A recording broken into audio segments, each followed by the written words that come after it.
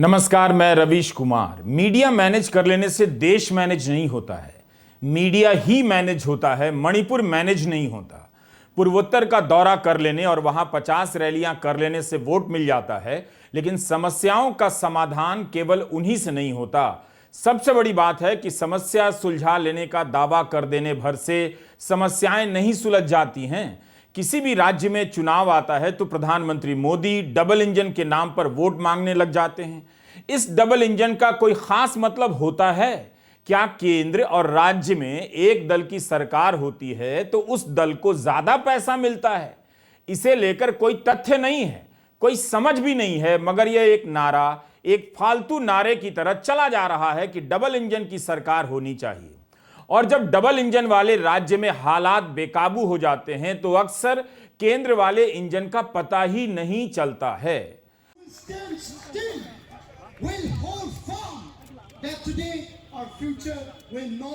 हालत यह है कि दिल्ली के जंतर मंतर पर कभी मैतेई समुदाय के छात्रों का धरना प्रदर्शन होने लग जाता है तो कभी कुकी समुदाय के छात्रों का। किस लिए? क्योंकि दिल्ली सुन ले और दिल्ली से चलने वाला गोदी मीडिया देश को दिखा दे कि क्या हो रहा है। 3 दिनों से कुकी समुदाय के लोग जंतर मंतर पर धरना दे रहे हैं। कुकी समुदाय के साथ जो हिंसा हुई है उसका हाल बताने जमा हुए हैं, मगर यहां भी कोई मंत्री जाकर हाल लेने नहीं गया, जबकि प्रधानमंत्री शान से बताते रहे हैं कि पूर्वोत्तर से 5 मंत्री उनके मंत्रिमंडल में हैं। मणिपुर की घटना मणिपुर के विश्लेषण की मांग तो करती है, साथ ही गृहमंत्री अमित शाह और प्रधानमंत्री मोदी की पूर्वोत्तर की नीतियों और दावों के भी हिसाब किताब की मांग करती है। यह समझना बहुत जरूरी है कि पूर्वोत्तर में प्रधानमंत्री की नीति क्या है। कहीं ऐसा तो नहीं कि आप उनकी चुनावी रैलियों को ही नीति समझने लगे हैं। रैली करना अलग बात है, वहां के लोगों के साथ मिलकर उनकी बातें सुनकर समस्याओं को सुलझाना बहुत अलग बात है। हर भाषण में आतंकवाद खत्म हो गया, आंदोलन खत्म हो गया, अलगाववाद खत्म हो गया और विकास विकास हो गया, ये हो गया वो हो गया। इसके बाद जब मणिपुर में हिंसा हुई तो महीने भर से भाषण ही गायब हो गया। कम से कम हिंसा रोकने का ही भाषण आ जाता। खुद मोदी विपक्ष में होते तो कहते प्रधानमंत्री मणिपुर तक नहीं गए। मणिपुर और पूर्वोत्तर की अन्य घटनाएं प्रधानमंत्री और गृहमंत्री की राजनीति और मजबूत निर्णय की कमजोरियों को उजागर कर रही हैं। नेतृत्व की मजबूती निर्णय में नजर नहीं आ रही है, मीडिया के चुप हो जाने में नजर आ रही है। 1 महीने बाद के दौरे के बाद भारत सरकार राज्य के राज्यपाल की अध्यक्षता में शांति समिति गठित करने का शानदार आइडिया आया है। बताइए, जो घटना के पहले दिन से होना चाहिए था। राज्यपाल की अध्यक्षता में शांति समिति बनाने का आइडिया बता रहा है कि मुख्यमंत्री पर विश्वास नहीं रहा। और यह बात अमित शाह को भी समझ में आ गई होगी। अमित शाह का इंफाल से जो बयान आया है वो विकास के दावों के साथ लिपटा हुआ आया है, जबकि नजर आ रहा है कि एक राज्य हिंसा की चपेट में जल रहा है। क्या यह मौका है कि आप अपनी सरकार की अभूतपूर्व उपलब्धियों को गिनाते रह जाएं, खासकर तब जब वो राज्य हिंसा की चपेट में हो और सरकार का पता न चल रहा हो? संवेदना प्रकट करने में ही केंद्र को लगता है 1 महीना लग गया। भारतीय जनता पार्टी की मणिपुर सरकार हमारे मुख्यमंत्री जी के नेतृत्व में इस डबल इंजन की सरकार ने विकास के सारे पैरामीटर्स में अभूतपूर्व सिद्धियां हासिल की। ये 6 साल मणिपुर के इतिहास में विकास और शांति के 6 साल के रूप में जाने जाते हैं। शांति के कारण मणिपुर विकास के रास्ते पर चल पड़ा था। विगत लगभग 1 महीने से मणिपुर में हिंसक घटनाएं हुई है। सबसे पहले तो मैं जिन दुर्भाग्यपूर्ण नागरिकों की हाल की हिंसा में मृत्यु हुई है, इस सभी के परिवारों के प्रति देश के प्रधानमंत्री जी की ओर से, मेरी ओर से और भारत सरकार की ओर से इनके प्रति संवेदना व्यक्त करता हूं। यही तो पूछा जा रहा है कि 6 साल से शांति थी तो क्यों भंग हो गई? जंतर मंतर पर मैतेई समुदाय के प्रदर्शन में एक छात्रा का बयान मीडिया में छपा है। उसने कहा है कि यह सही नहीं है कि 6 साल से शांति थी। ऊपर से दिखावा हो रहा था, मगर तनाव भीतर भीतर पसर रहा था। मणिपुर में 3 मई से हिंसा हो रही है। 6 दिन बाद ही यानी 9 मई को केंद्र सरकार ने सुप्रीम कोर्ट से कह दिया कि हालात संभल रहे हैं। तब तक 60 लोग मारे जा चुके थे। उसके बाद भी हिंसा जारी रही और अमित शाह के दौरे के 1 दिन पहले तक हिंसा होती रही, बल्कि उनके दौरे के दौरान गोलीबारी की खबरें आती रहीं। आप इतना तो देख सकते हैं कि जब जमीन पर हालात सामान्य नहीं थे, तब भी सामान्य होने के दावे किए जा रहे थे। मणिपुर की हिंसा का आलम यह है कि देश के गृह मंत्री और राज्य के मुख्यमंत्री को अपील करनी पड़ रही है कि शस्त्रागार से जो हथियार लूटे गए हैं उन्हें वापस कर दीजिए। वरिष्ठ पत्रकार सुशांत सिंह ने ट्वीट किया था कि 1 महीने के भीतर 2000 से 2400 हथियार लूट लिए गए और सरकार ऐसे बरत रही है जैसे कुछ हुआ ही ना हो। कल्पना कीजिए कि इसका 10वां हिस्सा भी पंजाब या कश्मीर में हुआ होता तो क्या प्रतिक्रिया हुई होती। और जिन लोगों के पास हथियार हैं उनसे भी मैं अपील करना चाहता हूं कि अपने अपने हथियार पुलिस के सामने सरेंडर कर दें। कल से पुलिस कॉम्बिंग ऑपरेशन करेगी और कॉम्बिंग ऑपरेशन करने के बाद जिनके पास से हथियार मिलेंगे उन पर कठोर न्यायिक धाराएं लगाई जाएंगी। नोट कीजिए, यहां अपील हो रही है। कश्मीर होता या पंजाब होता या बंगाल होता तो कुछ और कहा जा रहा होता। सवाल है कि हथियार किसने लूटे और क्या लूटने दिया गया। बंगाल में किसी थाने में हथियार लूटने की घटना हुई होती तो अब तक एनआईए की टीम पहुंच गई होती। ईडी की टीम तो बस से ही रवाना हो जाती दिल्ली से, क्योंकि आजकल पता नहीं चलता कि कब कौन सा विमान उड़ने से पहले रद्द हो जाएगा। ईडी की हालत तो यह है कि पैदल ही दौड़ पड़ते बंगाल की ओर। रास्ते में ममता बनर्जी का कोई भतीजा या भांजा भी मिल जाता तो जांच एजेंसियां उसे थाने ले जाती। मगर मणिपुर में इतनी बड़ी घटना हो गई, आप कल्पना कीजिए, सैकड़ों हथियार लूटे जा रहे होंगे। उस समय शस्त्रागारों की क्या हालत रही होगी। राजधानी इंफाल में किस तरह का उत्पात और हिंसा का तांडव मच रहा होगा, यह सब आपको नहीं दिखाया गया क्योंकि उसी वक्त इंटरनेट बंद कर दिया गया। 26 मई तक पूरी तरह से इंटरनेट बंद रहा। कितनी अराजक स्थिति रही होगी। राज्य विहीन हो गया होगा वो राज्य। समझने वाली बात यह है कि पहले 1 हफ्ते के अंदर मई में तकरीबन 1400 हथियार लूट लिए गए। सेना से, पुलिस से, बाकी जगह पर जो कोत होती हैं, आर्मरीज होती हैं, वहाँ से। जब भारत के सेना अध्यक्ष वहाँ पर थे पिछले हफ्ते शनिवार और रविवार को, तब टाइम्स ऑफ इंडिया ने खबर दी करीबन 1000 हथियार लूटे गए हैं। इन करीब 2400 हथियारों में से सिर्फ 500 हथियार ही वापस आए हैं। इतनी बुरी स्थिति है। सेना को बुलाना पड़ा है, पैरामिलिट्री फोर्स एडिशनल भेजनी पड़ी है, आर्मी के बड़े अफसर वहाँ जा रहे हैं, गृह राज्य मंत्री वहाँ जा रहे हैं, गृह मंत्री वहाँ जा रहे हैं, तब भी स्थिति नियंत्रण में नहीं आ रही है। यह पहला मसला नहीं है जब पूर्वोत्तर बेकाबू हुआ है। आपको याद होगा 2019 में नागरिकता कानून को लेकर ऐसा तनाव पैदा किया गया, ऐसे ऐसे बयान दिए गए कि अवैध तरीके से घुसाए लोगों को आज ही निकालना है और संसद में विधेयक को पास कर आज ही कानून बनेगा। कानून बन गया लेकिन आज तक लागू नहीं हुआ क्योंकि नियम नहीं बने। उस दौरान जब असम में हिंसा भड़की तो सरकार काबू नहीं कर सकी। भारत के प्रधानमंत्री नरेंद्र मोदी और जापान के तत्कालीन प्रधानमंत्री शिंजो आबे का शिखर सम्मेलन रद्द करना पड़ा। 2014 के बाद से प्रधानमंत्री की पूर्वोत्तर की नीतियों को लेकर अनगिनत लेख छपते रहे हैं। इनमें इतना ज्यादा जोर होता है कि प्रधानमंत्री ने बहुत ध्यान दे दिया है, पूर्वोत्तर उनकी निगाह में है। इसके बाद भी वे शिखर सम्मेलन गुवाहाटी में नहीं कर सके। यह बात उन विश्लेषणों से गायब कर दी जाती है। जब मणिपुर जल रहा था तब प्रधानमंत्री नरेंद्र मोदी बेंगलुरु में रोड शो कर रहे थे। वे दिल्ली से बेंगलुरु जा रहे थे मगर दिल्ली से इंफाल नहीं जा सके। गृहमंत्री अमित शाह तो चुनाव के नतीजे आने के 2 हफ्ते बाद मणिपुर गए हैं। प्रधानमंत्री की पूर्वोत्तर की नीतियों की तारीफ में आप कई बार सुनेंगे कि पिछले 8 साल में 51 बार दौरा किया। यह अमित शाह का ही एक चुनावी बयान है, लेकिन एक बार भी लिखने वाले सवाल नहीं पूछते हैं कि इसका रिजल्ट क्या निकला 51 दौरों का। पूर्वोत्तर के दौरे के समय कई बार प्रधानमंत्री जनजातीय पोशाकों को धारण करते रहे हैं।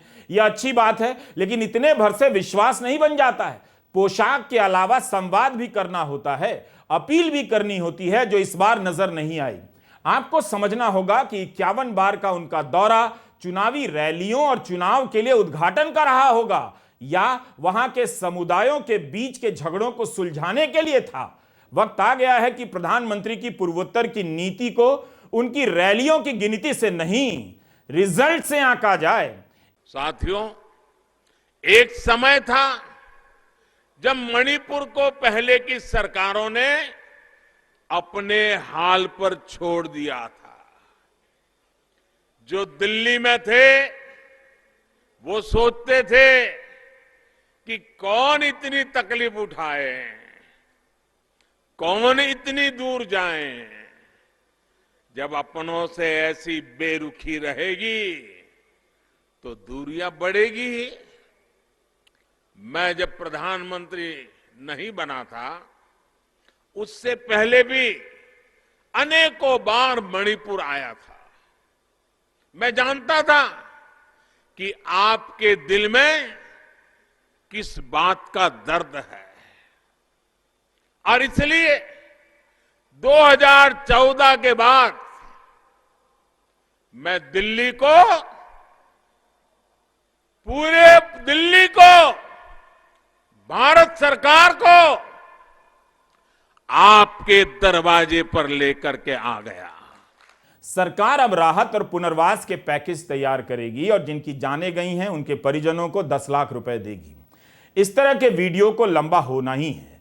उम्मीद है आप वक्त निकालकर पूरा वीडियो देखेंगे। कितने ही भाषण हैं बीजेपी के नेताओं और केंद्र सरकार के मंत्रियों के पूर्वोत्तर में शांति आ गई है, आतंकवाद समाप्त हो गया है। लेकिन यह पूर्वोत्तर के राज्यों की समस्याएं अलग अलग रूपों में सर भी उठाती रही हैं। गृहमंत्री अमित शाह को लेकर भी सवाल होते रहे हैं, होने चाहिए। क्या गृहमंत्री समय रहते इसे काबू पाने में नाकाम रहे हैं? क्यों नहीं गए? मुख्यमंत्री क्यों नहीं काबू कर सके? यह पहला मौका नहीं है जब पूर्वोत्तर के मामले में सरकार देर से जागी है। 25 जुलाई 2021 को असम और मिजोरम के मुख्यमंत्री तो ट्विटर पर ही आपस में भिड़ गए। कई घंटे तक दोनों मुख्यमंत्री ट्विटरबाजी करते रहे, तब भी प्रधानमंत्री और गृहमंत्री का कोई बयान नहीं आया और ना इन्हें तुरंत रोका गया। घटना वाले दिन दोनों मुख्यमंत्रियों ने कुल 11 ट्वीट किए, लेकिन एक बार भी नहीं कहा कि अमित शाह का फोन आया था। असम सरकार मिजोरम की पुलिस पर आरोप लगाने लगी कि उसकी लाइट मशीन गन से 5 जवान मारे गए हैं, 50 घायल हो गए। उस दिन कई घंटे बीत जाने के बाद भी श्रद्धांजलि तो दूर, दोनों राज्यों के बीच शांति की अपील तक नहीं आई। इस घटना के ठीक 2 दिन पहले गृहमंत्री पूर्वोत्तर के ही दौरे पर थे। शिलांग में अमित शाह ने 8 राज्यों के मुख्यमंत्रियों और मुख्य सचिवों के साथ एक बैठक की और दावा किया कि पूर्वोत्तर में आंदोलन और आतंकवाद अतीत का हिस्सा हो चुका है। देर रात खबर आती है कि असम मिजोरम सीमा पर गोली चल गई, जिसमें असम के 5 पुलिसकर्मी मारे गए। 24 घंटे तक गृह मंत्रालय चुप रहा। आप पुरानी रिपोर्ट निकालकर देख सकते हैं। जुलाई 2021 में तो असम के मुख्यमंत्री हिमंता बिस्वा शर्मा पर मिजोरम सरकार ने FIR तक कर दी थी। स्थिति इतनी बिगड़ गई थी। मणिपुर में जो पिछले 1 महीने के दौरान जो देखा गया, जिस तरह की हिंसा हुई है और जिस तरह की प्रतिहिंसा हुई है, और जो कि वहाँ की जो राज्य सरकार का जो रोल है इस हिंसा में, उस पर बहुत सारे सवाल खड़े हुए हैं। सबसे बड़ा सवाल जो ये खड़ा होता है कि भारत के प्रधानमंत्री नरेंद्र मोदी इस पूरे 1 महीने के दौरान चुप रहे हैं। उनके पास समय रहा है कर्नाटका में जाकर चुनाव प्रचार करने के लिए, उनके पास समय रहा है ऑस्ट्रेलिया में रैली करने के लिए, उनके पास समय है वंदे भारत ट्रेन की शुरुआत करने के लिए, राजस्थान में जाके अपने 9 साल के जश्न मनाने के लिए। पर जहां पर 80 से ज्यादा भारतीय मारे गए हों, 45,000 से ज्यादा लोग विस्थापित हुए हों, 2000 के करीब हथियार चुरा लिए गए हों पुलिस और बाकी सैनिक बलों से, ऐसी जगह पर प्रधानमंत्री की चुप्पी काफी खलती है। उनको शायद इस बारे में बोलना चाहिए और इस ऐसी जगह जाने की कोशिश करनी चाहिए। जब भी हालात बिगड़ते हैं, लगता नहीं कि डबल इंजन की सरकार हालात संभालने आगे आती है। गुवाहाटी में भारत जापान का शिखर सम्मेलन तक नहीं हुआ। असम और मिजोरम के मुख्यमंत्री ट्विटर पर आमने सामने भिड़ गए। मणिपुर में जो हुआ आप देख रहे हैं, बल्कि दिखाया ही नहीं जा रहा है आपको। इंफाल में कुकी समाज के अतिरिक्त पुलिस महानिदेशक का पैतृक घर भी जला दिया गया। जिस दिन हिंसा हुई उसके 2 दिन बाद भी सेना और असम राइफल्स ने फ्लैग मार्च की। तब भी हालात सामान्य नहीं हुए। सेना के अलावा केंद्र से अर्धसैनिक बलों की टुकड़ियां भेजनी पड़ी। हम मणिपुर के जानकार नहीं हैं। मीडिया में जो छपा है उसी के आधार पर यह वीडियो रिपोर्ट बनाया है। बिल्कुल कई कमियां हो सकती हैं, लेकिन आपसे गुजारिश है कि इस लंबे वीडियो को पूरा देखिए और उन कमियों के बारे में भी बताइए। हमारे आज के वीडियो में कुकी समुदाय को लेकर रिसर्च ज्यादा है, इसे असंतुलन ना समझें। अगले किसी वीडियो में मैतेई पक्ष से जुड़ी बातों को भी शामिल कर लेंगे।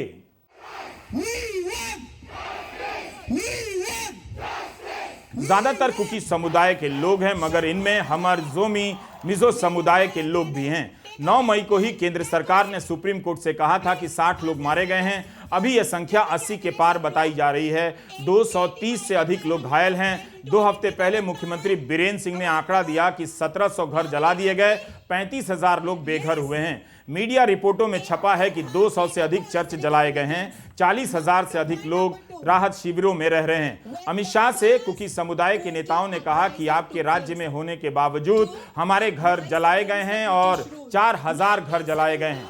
23 मई को पीटीआई ने रिपोर्ट किया है कि 7,500 लोग जान बचाकर मिजोरम में शरण ले रहे हैं। कुकी और मैतेई समुदाय दोनों के ही लोग राहत शिविरों में हैं। अमित शाह ने दोनों समुदाय के लोगों से बात की है और शांति की अपील की है। जंतर मंतर पर कुकी समुदाय के लोगों के धरने के बीच जाकर ही थोड़ा बहुत अंदाजा हो सकता है कि मणिपुर के हालात कितने गंभीर हैं।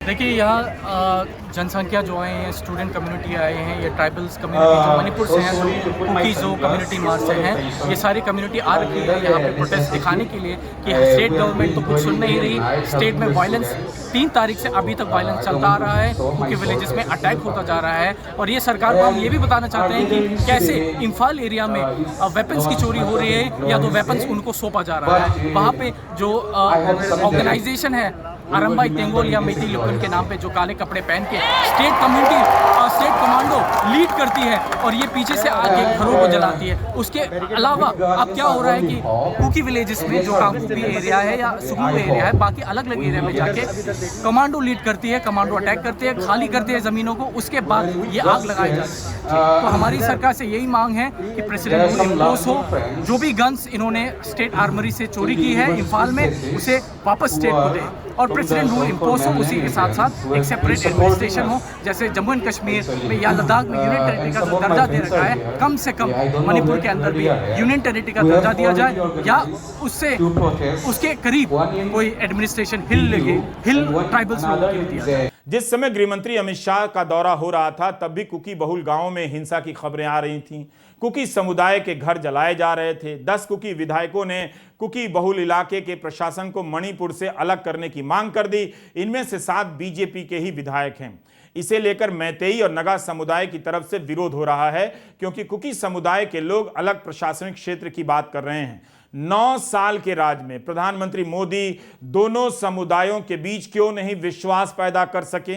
फिर उनकी पूर्वोत्तर की नीतियां क्या थीं? यह हालत क्यों हुई कि दोनों समुदाय के लोग एक ही प्रशासनिक छतरी के नीचे नहीं रह सकते हैं? आखिर कुकी लोग क्यों मुख्यमंत्री बीरेन सिंह से नाराज हैं? मुख्यमंत्री को लेकर कुकी समुदाय में शंका क्यों गहरी हुई है, इसका जवाब पता कीजिए। 2017 में मुख्यमंत्री बनने के बाद बीरेन सिंह कुकी और मैतेई एकता की बात किया करते थे, लेकिन पहले कार्यकाल के बाद से उनके बयानों को लेकर कुकी समुदाय आशंकित होने लगा। मणिपुर में गरीबी और बेरोजगारी के कारण कई समुदाय के लोग अफीम की खेती करने लगे हैं, मगर अफीम की खेती को लेकर उनके बयानों से कुकी समुदाय को लगने लगा कि मुख्यमंत्री पूरे समुदाय को टारगेट कर रहे हैं, जबकि कुकी समुदाय के नेता ही अफीम की खेती की निंदा करते हैं। इसके लिए तो मुख्यमंत्री और बीजेपी का नेतृत्व ही जिम्मेदार माना जाए। ऐसे भ्रम तो आसानी से दूर किए जा सकते थे। यह सरकारी वीडियो है, मुख्यमंत्री मणिपुरी में बोल रहे हैं, मगर इसके अंग्रेजी सबटाइटल में देखा जा सकता है कि वे समुदाय का नाम नहीं ले रहे हैं। कह रहे हैं कि मैं नहीं जानता कि अफीम की खेती करने वाले किस समुदाय के लोग हैं, मगर वे दुश्मन नंबर 1 हैं। कुकी समुदाय को लगा कि ऐसे बयानों से उन्हें टारगेट किया जा रहा है।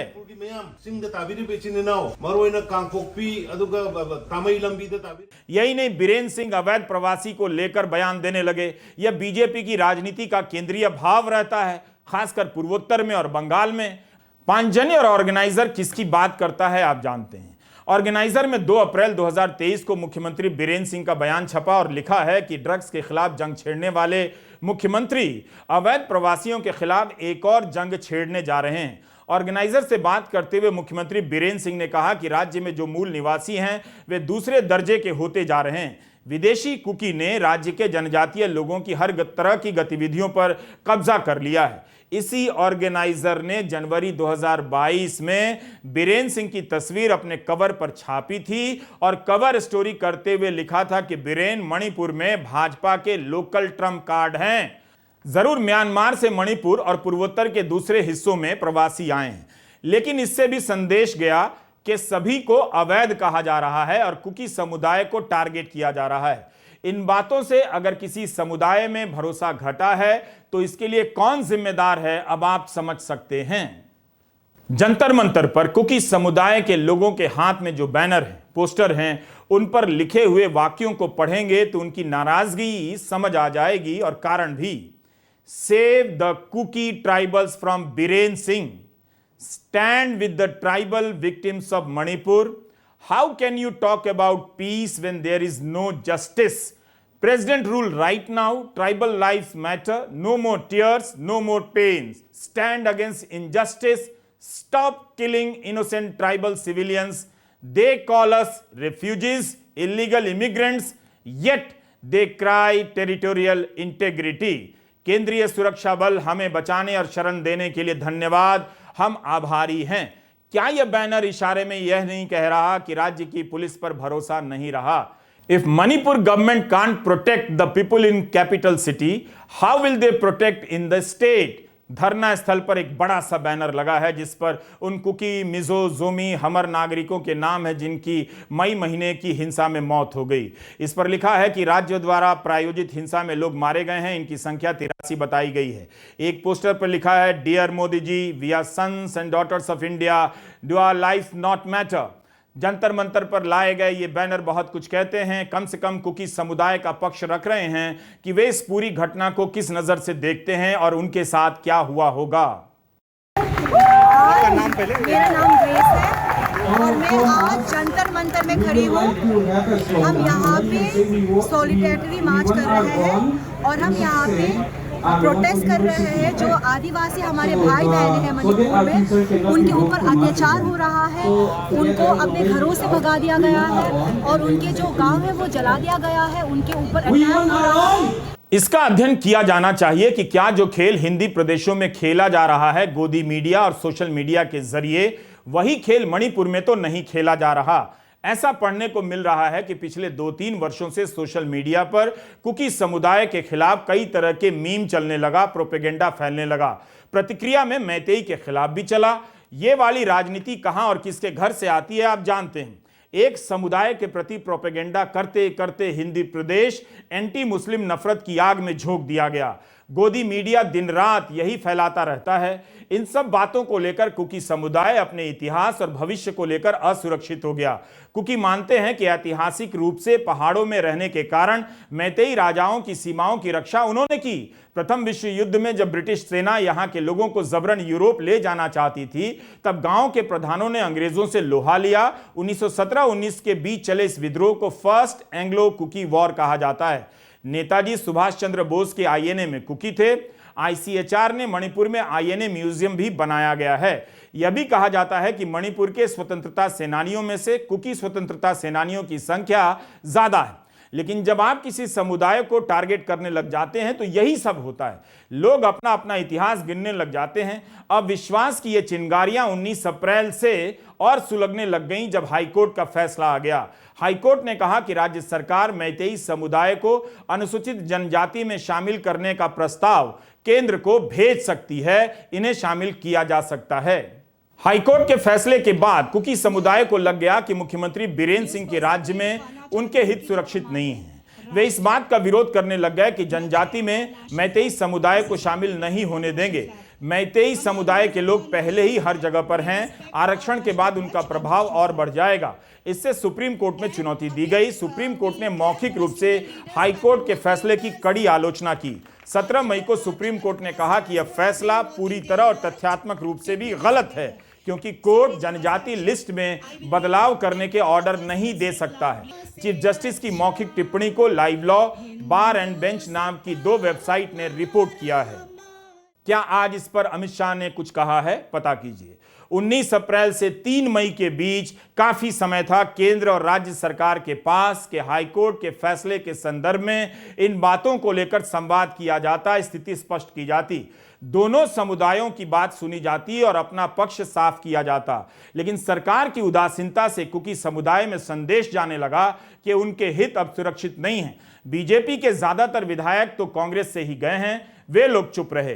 कारण जो भी रहा हो, जनता दल यूनाइटेड से बीजेपी में गए एक विधायक ने चुराचंदपुर में ओपन जिम का उद्घाटन के लिए मुख्यमंत्री बीरेंद्र सिंह को बुला लिया। उनके दौरे का बहिष्कार होने लगा, फिर भी दौरा रद्द नहीं हुआ। उनके आने के एक रात पहले ओपन जिम में आग लगा दी गई, फूंक दिया गया। मुख्यमंत्री का दौरा भी रद्द हुआ। उसके बाद मणिपुर हिंसा की चपेट में उलझ गया। न्यायिक जांच में क्या इन बातों को स्थापित किया जा सकेगा कि कुकी की तरफ से जो कहा जा रहा है और मैतेई की तरफ से जो कहा जा रहा है, किसमें कितना दम है? चुनौती का काम है।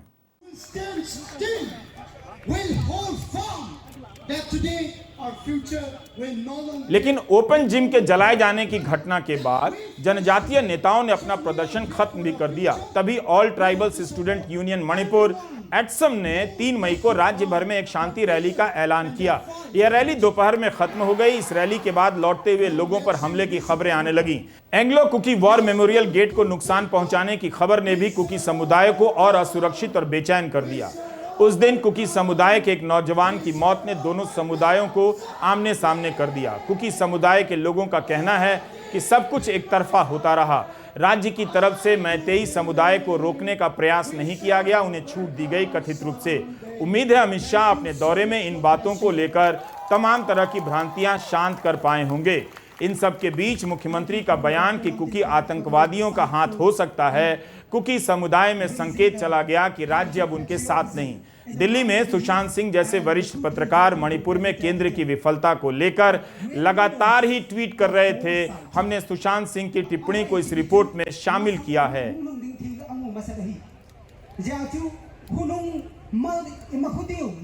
तो मणिपुर महीने भर जलता रहा, यहां तक कि जब गृहमंत्री दौरा कर रहे थे तब भी सीमावर्ती गांवों में कुकी घरों के जलाने की खबरें आती रहीं। सुरक्षा बलों के साथ मुठभेड़ की खबरें आ रही थीं। अमित शाह ने जांच का ऐलान कर दिया है, मगर दोनों समुदाय के बीच जो भरोसा टूटा है उसे जल्दी कैसे बहाल किया जाएगा? यह भी पढ़ने को मिला कि कुकी समुदाय के पुलिस अफसर तक इम्फाल से बाहर चले गए। सरकारी कर्मचारी इम्फाल छोड़कर चुराचंदपुर चले गए, जो कुकी बहुल इलाका है। बहुत से लोग किसी तरह भागकर शिलोंग, गुवाहाटी गए हैं, दिल्ली भी आए हैं। कुकी समुदाय के लोग राष्ट्रपति शासन लगाए जाने की मांग कर रहे हैं। इंडियन एक्सप्रेस में हैदराबाद सेंट्रल यूनिवर्सिटी में राजनीतिक विज्ञान के प्रोफेसर खामखान स्वान हाउसिंग का एक लेख है। प्रोफेसर हाउसिंग मणिपुर के हैं और कुकी हैं। इस लेख के बहाने पहले हम कुकी पक्ष की बात करेंगे, मगर आपके स्क्रीन पर जंतर मंतर की तस्वीरें चल रही होंगी। इन्होंने भी लिखा है कि Anglo Kuki war memorial gate को नुकसान पहुंचाने से गुस्सा भड़का। उसी दौरान एक मैतेई ट्रक ड्राइवर का ट्रक टक्कर खाकर शांतिपूर्ण प्रदर्शनकारियों के लिए रखी गई पानी की बोतलों के ऊपर से गुजर गया। उस ट्रक ड्राइवर को पीटा गया, जिसके जवाब में कांगवाई में कुकी समुदाय से जुड़े घरों पर हमला हो गया। क्या इन बातों से कोई राज्य जल भी जाता है? प्रोफेसर हाउसिंग समझाते हैं कि ये जो हिंसा है उसका भारत के अन्य इलाकों में हुई हिंसा से काफी मेल दिखता है। लगता है कि जैसे दंगों की पृष्ठभूमि पहले से ही तैयार कर दी जाती है। जमीन को लेकर जनजातीय समाज को जो ऐतिहासिक रूप से संरक्षण मिला हुआ था, उसे लगातार कम किया जा रहा था। 2015 में इससे जुड़े बिल को लेकर भी भयंकर प्रदर्शन हुए थे। पुलिस फायरिंग में 7 लोग मारे गए। उस साल 632 दिनों तक प्रदर्शन चला। कुकी जोमी हमर जनजाति के लोग जिन पहाड़ी क्षेत्रों में रहते आ रहे थे, उन्हें संरक्षित वन क्षेत्र घोषित कर दिया गया। इसके बाद जनजातीय लोगों को अतिक्रमणकारी घोषित कर निकाले जाने की कार्रवाई भी तेज हो गई। कई गांव खाली करा दिए गए, चर्च गिरा दिए गए। इन सब के लिए जो प्रक्रियाएं बनाई गई थीं, आरोप लगा कि उनका पालन नहीं हुआ है। इसके लिए district council and the hill areas committee बनी है, मगर इन सब से हितों की रक्षा नहीं हुई। उम्मीद है हिंदी प्रदेश के दर्शक इस वीडियो को ध्यान से देख रहे हैं। जनजातीय कल्याण के मंत्री लेप्ताओ हाओकिप का घर भी जला दिया गया। एक पूर्व मंत्री का भी घर जला है। प्रोफेसर ने लिखा है कि जनजातीय घरों को अप्रत्याशित रूप से निशाना बनाया गया, जिसकी प्रतिक्रिया में मैतेई घरों को निशाना बनाया गया। इस बीच आज खबर आई है कि गृह मंत्रालय के निर्देश पर मणिपुर के नए डीजीपी का पदभार त्रिपुरा काडर के राजीव सिंह को दिया जा रहा है, जो पी दोंगले की जगह अब मणिपुर के नए पुलिस प्रमुख होंगे। इंडियन एक्सप्रेस में प्रोफेसर हाउसिंग ने बताने का प्रयास किया है कि जिस तरह उत्तर भारत में सांप्रदायिक तनाव से पहले सोशल मीडिया और गोदी मीडिया के जरिए तनाव फैलाया जाता है, उसी तरह मणिपुर में हुआ। उन्होंने यह नहीं छिपाया कि मैतेई समुदाय के घर नहीं जलाए गए हैं, उन्हें निशाना नहीं बनाया गया, ऐसा भी नहीं कहा, मगर यह कह रहे हैं कि जिस तरह से और जिस तादाद में कुकी समुदाय को निशाना बनाया गया, उन इलाकों में मैतेई को भी निशाना बनाया गया। दो समुदायों के बीच अविश्वास पैदा कर दोनों को अपने हाल पर छोड़ दिया गया। आज के वीडियो में कुकी समुदाय की बात ज्यादा लग सकती है, लेकिन एक पक्ष को भी ठीक से समझ लें तो दूसरे पक्ष की बात समझ में आ सकती है। इस पोस्टर पर लिखा यह नारा शायद यही कह रहा है, communal CM must step down, he is against democracy.